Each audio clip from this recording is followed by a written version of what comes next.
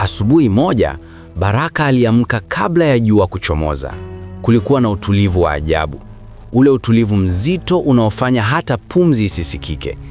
Kijiji cha Lowe kilionekana kama kilichoshikilia siri moyoni. Ndege hawakuimba kama kawaida, mbwa walikaa kimya.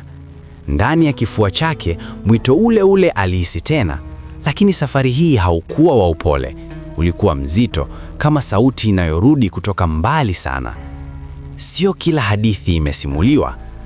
Baraka alisimama, akachukua kifaa cha mbao alichopewa.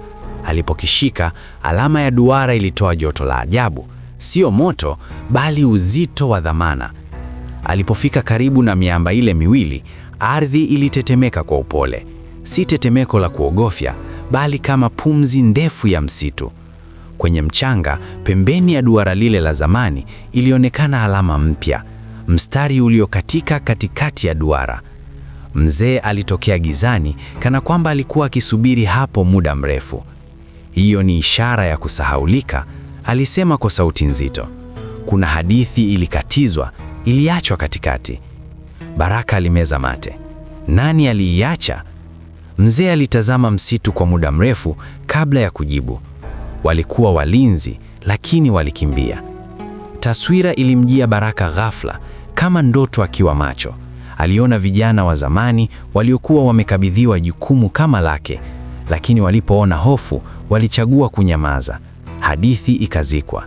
Kivili kikabaki bila sauti ya kukituliza.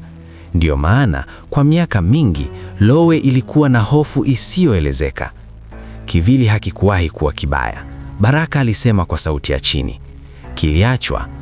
Mzee akatikisa kichwa. Na sasa msitu unataka kujua kama wewe pia utakimbia. Upepo ulibadilika ghafla. Miamba ile ilianza kutoa mlio wa chini kama midundo ya moyo.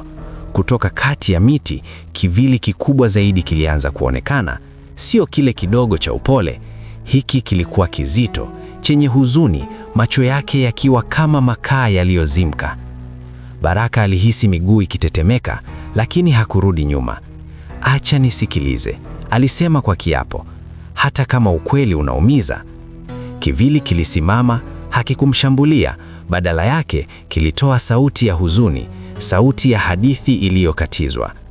Baraka akapiga magoti, akaweka kifaa cha mbao chini. Nitaisimulia hadithi yako yote, sio sehemu nzuri tu, hata makosa, hata hofu.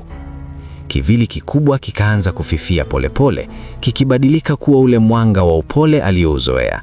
Alama ya